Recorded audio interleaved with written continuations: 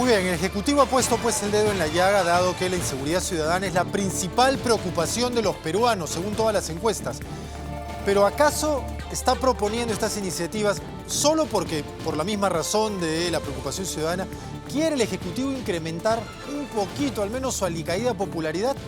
¿O acaso algunas de estas propuestas sí tiene algún asidero y puede efectivamente mejorar los índices de seguridad ciudadana? Vamos a conversar sobre ello con Wilson Hernández Breña, investigador adjunto en GRADE. Él es especialista en temas de violencia y criminalidad. ¿Cómo está, Wilson? Muy buenos días, gracias por acompañarnos. Buenos días, Martín. Muy bien, usted es un investigador, así que básicamente trabaja sobre la evidencia. Nosotros quisiéramos saber, en ese sentido, si es que alguna de las iniciativas propuestas por el gobierno finalmente ha sido probada, tiene asidero. Empecemos, por ejemplo, por la que aquellos que van en motocicleta no pueden llevar acompañante. Sí, el tema es interesante porque Colombia ya lo ha probado y lo ha evaluado. Colombia en distintas ciudades tuvo 3 tipos diferentes de restricciones respecto a las motos. En un grupo de ciudades se prohibía acompañante hombre. En un segundo grupo de ciudades se prohibía todo tipo de acompañante, hombre o mujer. Y en un tercer tipo de ciudades, mucho más radicales, prohibieron la moto totalmente, ¿no? Entonces, el estudio que hicieron, digamos, llegó a la siguiente conclusión. El efecto existe, se reduce el crimen, pero es muy pequeño. 1. 2, es de corto plazo. Y 3, lo que hallaron estos investigadores colombianos es que el crimen se desplaza. Es decir, si yo aplico la restricción en el distrito A, entonces si tengo moto me voy al distrito B a continuar delinquiendo. Pero eso pasa también de ciudad en ciudad. Digamos, si se instala esa prohibición en Lima, se corre el riesgo que la delincuencia que usa moto se vaya, no sé, a Chimbote, por ejemplo, digamos, salga de la ciudad y se vaya a otras. Eso es más complicado. Entonces ahí entra un balance diferente. Para que esta medida pudiera funcionar, habría que hacer una restricción geográficamente muy grande, digamos, toda Lima metropolitana, vamos a decir, y que es una muy buena cantidad de personas. Sí, entonces ahí el balance es, entonces, ¿cómo se van a movilizar esas personas? ¿Cómo van a llevar a su familia? ¿Cómo se van a circular? Entonces ahí yo preguntaría, ¿cuál es la culpa de la delincuencia?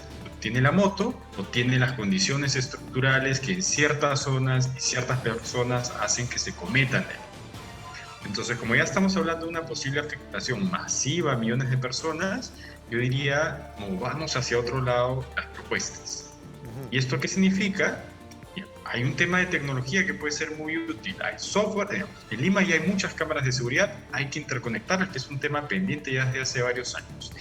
Hay softwares que lo que te permiten es identificar objetos. Entonces, si tú identificas una moto en la cámara 511, ese software te va a rastrear la moto por cualquier cámara de tu circuito. Entonces hay que interconectar las cámaras. Y para eso, ¿qué necesitamos? Siguiente paso, patrulleros que puedan responder en un tiempo óptimo. Y eso yo creo que es una salida mucho más sostenible en el largo plazo. Wilson, en ese sentido, para conocer la problemática, ¿en qué porcentaje de los robos patrimoniales en nuestro país, celulares, etcétera, o incluso delitos tipo sicariatos, se cometen utilizando motos? Sí, hay datos del INEI que son bien interesantes y son datos fuertes, ¿eh? El 40% del robo de dinero, cartero, celular se cometen en moto. Y un 30% de estos mismos robos, dinero, cartero, celular, se comete en mototaxi. Entonces, ahí estamos hablando además de otra herramienta de trabajo bien fuerte. El mototaxi. Los legisladores podrían pensar que entonces hay que prohibir los mototaxis. Y nuevamente es como querer que los incendios no ocurran en el Perú contratando más bomberos. Dado, sin embargo, el porcentaje de participación que tiene la moto como herramienta del delincuente en el número de delitos que se producen en nuestro país, las iniciativas que tú propones, como por ejemplo la de interconectar las cámaras, van en función a efectivamente identificar las motos. Es decir, algo hay que hacer con las motos. Sí, exacto. Entonces, ¿qué cosas se puede hacer, digamos, sin prohibir las motos? Inteligencia a nivel local, es decir, identificar cuáles son los puntos en la ciudad donde en ciertas horas se están cometiendo estos robos. ¿Por qué? Porque toman rutas. Los motociclistas generan su mapa de trabajo y esas son las zonas que circulan. Entonces, si uno identifica esto, ¿qué pone adelante? Prevención policial para que eso no vuelva a ocurrir. Si prohibimos las motos, ¿qué va a pasar? En toda Lima metropolitana, y creo que también es bueno decirlo, lo más probable es que estas personas delincan sin moto, ya a pie, ¿no? Otro tipo de modalidad va a O aparecer. irán en carro, o irán en 2 o 3 motos y no serán 2 en moto, ¿no? Exacto, bajo su lógica, ese es su trabajo. Ese es el trabajo de los delincuentes, tienen que subsistir. Me prohíbes la moto, tengo que hacerlo de otra forma. Wilson, en Colombia, que nos mencionabas que ya se había intentado se puso en práctica esta iniciativa, hubo una diferenciación en algunas ciudades se prohibió, como en Bogotá me parece y Barranquilla, que 2 hombres no podían ir en una moto, pero sí podía ir un hombre y una mujer, ¿no? ¿Esa diferencia entre sexos tuvo algún impacto? El impacto no es claro, porque los 3 tipos de medidas en algún caso mejoraron un poco delitos patrimoniales o no homicidios, y en otros casos bajó homicidios, pero no delitos patrimoniales. Bien. Esto es lo que en la investigación llamamos resultados mixtos, es decir, Sí. no queda claro si va a funcionar. No es concluyente. Pasemos ahora al tema de armar a los serenos. En principio, el presidente del Consejo de Ministros dijo armarlos solamente, y claro, todos entendimos armas letales, y probablemente esa fue su intención. Pero al momento de que el debate se encendió, él salió a aclarar o a desdecirse, depende de cómo lo interpretemos, y dijo que se refería a armas no letales. ¿En ese sentido ves más viable que los serenos porten armas no letales para ayudar a la policía a combatir la delincuencia? Ese es un punto más discutible, es más aceptable ponerlo en la mesa.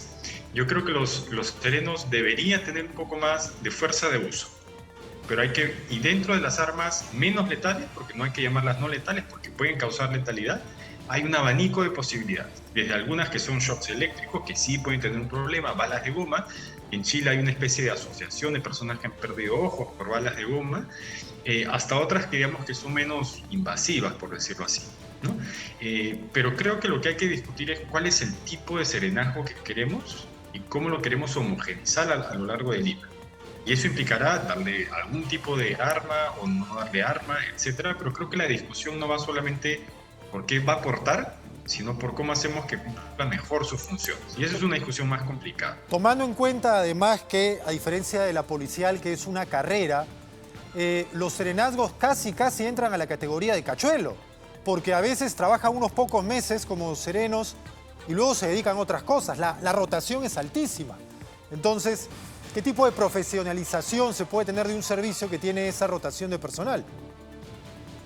Sí, exacto, es complicado, ¿no? Entonces ahí nuevamente creo que hay que regresar a cómo organizamos mejor los serenazgos para que todo esto tenga sentido. Yo lo puedo preparar muy bien en 3 meses, pero esta persona en realidad no es estable, tiene un sueldo muy bajo, después va a optar, digamos, por salir del serenazgo y buscar otro tipo de sustento, ¿no? Y finalmente creo que mi opinión sobre el tema de las armas es de menos letales en los serenazgos y que hay que discutirlo. Creo que no hay que dárselas por justamente este tipo de problemas y porque además de hecho hay algunos trabajos que encuentran que los serenazgos son fuerza de choque de los alcaldes, ¿no? Entonces, si ya es una fuerza de choque y le das algún tipo de arma, se convierte en un riesgo adicional para cualquier ciudadano y potencialmente un riesgo de letalidad. Bueno, a veces son fuerzas de choque entre alcaldes. Hemos visto más de una vez enfrentamientos entre serenos cuando hay, por ejemplo, problemas de delimitación distrital. Caso San Isidro Magdalena. O sea, llegaríamos a una situación en que se disparen balas de goma de uno a otro lado o se lancen con una pistola Taser shocks eléctricos de uno a otro lado, digamos. Dado lo visto, podría suceder. Es un riesgo potencial, ¿no? Y es fácil evitarlo, simplemente no se quiere ese tipo de armas, ¿no? Y lo otro es que en época de elecciones, algunos alcaldes también suelen usar fuerzas de choque, ¿no? Para justamente al contrincante que también está postulando bajarle pues, sus afiches en la calle, ¿no? Claro, claro. Y entonces, nuevamente, si les damos algún tipo de arma a los serenos, algunos alcaldes que pueden ser pocos, pero finalmente generan un efecto negativo, pueden usar este grupo en algo que no debería. El exalcalde Luis Castañeda propuso ya el uso de armas no letales o menos letales, como señalas, en el caso de serenazgo, pero no prosperó. ¿Cuáles fueron los argumentos principales por los cuales esta iniciativa no prosperó? Yo creo que en general este tema se mueve más políticamente que técnicamente, ¿no? Es decir, yo creo que es algo que sintoniza mucho con la gente, con esta sensación fuerte de inseguridad, y que cuando tú ya lo quieres llevar a la operatividad te das cuenta que es mucho presupuesto, no es así, ya pasaron las elecciones, y entonces yo tengo que pensar en una lógica distinta. ¿Y cuál es esa lógica distinta que creo que los ciudadanos deberíamos tener en cuenta y presionar por eso? Los comités distritales de seguridad ciudadana. Los alcaldes son los jefes y a su mando tienen al policía, al fiscal, al juez. Y Sí. es ahí donde se deberían, digamos, cocinar las mejores ideas de seguridad, ¿no? Si bien es cierto, señalas que deberíamos de debatir sobre qué clase de serenazgo queremos, en realidad deberíamos debatir sobre qué clase de policía queremos, porque hay una reforma pendiente, y recordemos que el serenazgo aparece básicamente para paliar la imposibilidad de la policía de poder atender la seguridad ciudadana en todos los distritos de la capital y de otras ciudades del país. Ante la incapacidad de la policía aparece el serenazgo, digamos. Pero en ese sentido, la policía requiere de una reforma. Podría haber más suboficiales preparándose, podría sacarse a policías de escritorios para ponerlos en las calles, podría combatirse la corrupción dentro de la institución, podría el Ejecutivo, por ejemplo, coordinar una reforma con Ministerio Público y Poder Judicial para que el delincuente atrapado no esté en la calle nuevamente a la semana. Sin embargo, todo esto que te estoy mencionando implica pues el mediano plazo en el mejor de los casos. ¿Hay alguna posibilidad de iniciativa inmediata, de impacto, para que mejoren los índices de seguridad ciudadana hoy? Sí, mira, y yo te voy a contradecir un poco, porque en realidad Encantado. hay varios planes que están dando vuelta. En este debate El se Plan enriquece Nacional uno. de Seguridad Ciudadana, tienes a Barrio Seguro, que es muy mejorable. La policía ha hecho un plan de modernización que tendrá, digamos, sus pero incluso lo ha presupuestado. Entonces creo que el problema es que cuando estamos en épocas un poco complejas y salen estas propuestas, nos olvidamos de todos los demás. Entonces, para aterrizar la agenda hoy día, digamos, ¿qué me parece súper importante? Logísticamente hay que operar mejor a la policía. Eso es de cajón. Dos, hay que identificar los puntos más complejos de la ciudad y realizar patrullajes estratégicos. En ese campo se puede mejorar muchísimo. Tres, otra cosa que tiene impacto en corto plazo es identificar dónde están las personas, jóvenes especialmente, que tienen problemas de consumo de alcohol y drogas, porque eso suele estar ligado a cierta forma de delincuencia. Les das programas, los sacas rápidamente de esa situación y entonces delinquen, ¿no? Cuatro, podemos identificar dónde están las personas que desertan el colegio, porque desertar el colegio es un fuerte predictor de conducta delictiva futura. Ajá. Entonces mi objetivo como Estado es que se queden en el colegio, ¿no? Y así, digamos, hay varias cosas que el Estado tiene por ahí medio que escritas y que a veces uno se olvida o quizás no se discuten tanto, ¿no? Es decir, con los recursos que se tienen se podría trabajar mejor. Siempre, siempre en cualquier caso, ¿no? Y creo que acá la voz de la policía es importante, o sea, una voz de liderazgo de la policía, ¿verdad? Para decir, yo tengo estas tres propuestas, MEF, nos sentémonos, financialas, las armamos bien y las implementamos. En ese sentido, que se complemente la labor policial con los militares en la calle, ¿es eficiente? Sí, la respuesta corta es sí. ¿Por qué? Porque es un shock, es una inyección fuerte de vigilancia en la calle. Entonces, ya casi no importa, digamos, si es que son serenos, militares, policías, voy a encontrar más gente vigilando y eso hace naturalmente que el delito caiga. El gran pero es qué va a pasar cuando eso ya no suceda en 45 días. ¿Se va a prorrogar? ¿Se va a patear el estado de emergencia? ¿Cómo yo voy a prepararme en esos 45 días para el día 46? Es decir, cuando los delincuentes vean que ya no están los militares rondándose en la calle y ya no hay tantos policías y tanto yo puedo recuperar mi tiempo perdido, ¿no? Entonces, esa estrategia que es más de mediano plazo es la que deberíamos pensar si queremos, que tenemos que pensar, digamos, en este contexto de estado de emergencia. Sí. Entonces, es un buen espacio para identificar justamente lo que te comentaba hace un rato, ¿no? Los puntos de riesgo, las rutas y todas estas cosas que me dan 45 días para prepararme y actuar. Sí, sí. Además entiendo que no es que hay una solución milagrosa de impacto inmediato, pero sí podría haber varias alternativas o decisiones a tomar que podrían tener un impacto en el corto plazo.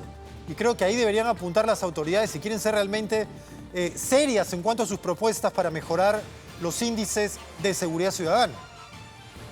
Totalmente. Y por ejemplo, Digamos, estas propuestas de... si tuvieras que resumir 4 o 5 de impacto inmediato, ya estabas mencionando algunas, pero para tenerlas en una lista Sí. claramente.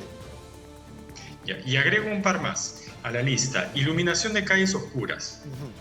¿Mm? El tema es que eso no da rédito político, ¿no? O sea, no te tranquiliza, digamos, de inmediato, pero tiene mucho más efecto que muchas otras medidas, digamos, más punitivas.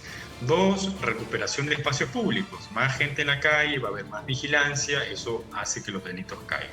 3, estos programas de identificación de chiquillos que, digamos, que han salido del colegio, hay que regresarlos y trabajar con su familia también, porque muchas veces no es que simplemente quieran dejar de trabajar. 4, hay que construir mejor los mapas del delito para identificar dónde están concentrados los delitos, cómo se mueven, y en base a esos datos, ir 2 pasos más allá, trabajar lo que se llama como patrullaje predictivo o patrullaje de precisión. Y lo último que creo que es importante es el tema de drogas y alcohol en adolescentes, que también es algo que funciona y hace que uno se tenga que interrelacionar mucho en el Estado. Ahora, en el caso de los ciudadanos, a la espera de que alguna de estas iniciativas se lleve a la práctica, ¿cómo podemos organizarnos los vecinos? ¿Cómo debemos actuar los vecinos para sentirnos más seguros? Porque lamentablemente ahora los que parecen estar presos son los vecinos dentro de sus casas por temor a salir. O literalmente enrejan sus calles y quienes están tras la reja son los mismos vecinos tratando de evitar así la delincuencia. ¿Qué podemos hacer los vecinos para, mientras las autoridades se ponen de acuerdo, estar más seguros? Yo creo que mientras las autoridades se ponen de acuerdo es justamente ahí donde hay que presionar, ¿no? Porque las rejas, alarmas son paliativas finalmente. Entonces, ¿hacia dónde yo apuntaría la mirada de los ciudadanos? Llevar quejas al alcalde y al Comité Distrital de Seguridad Ciudadana. 2, juntas vecinales, ahí donde se pueda, yo creo que es importante. Alarmas comunitarias, etc.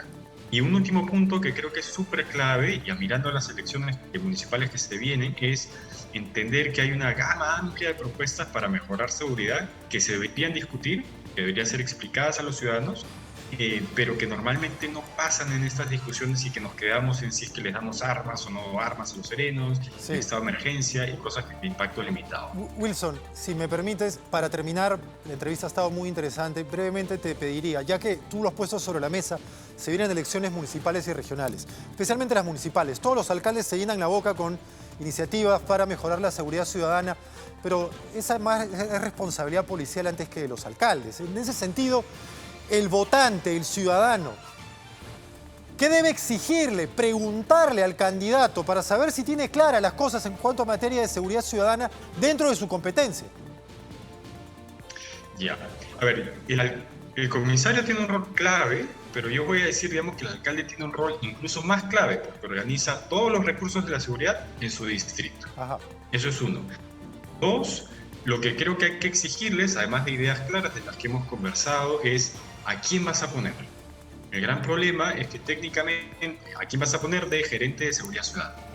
Porque uno de los problemas es que las competencias de esos gerentes que tienen que administrar todas las ideas, los diagnósticos y las soluciones, no suelen ser buenas. Entonces, hay un poco más de complejidad de más allá de decir esta es la lista de 5 cosas que hay que hacer, ¿no? Muy bien, sí, entiendo.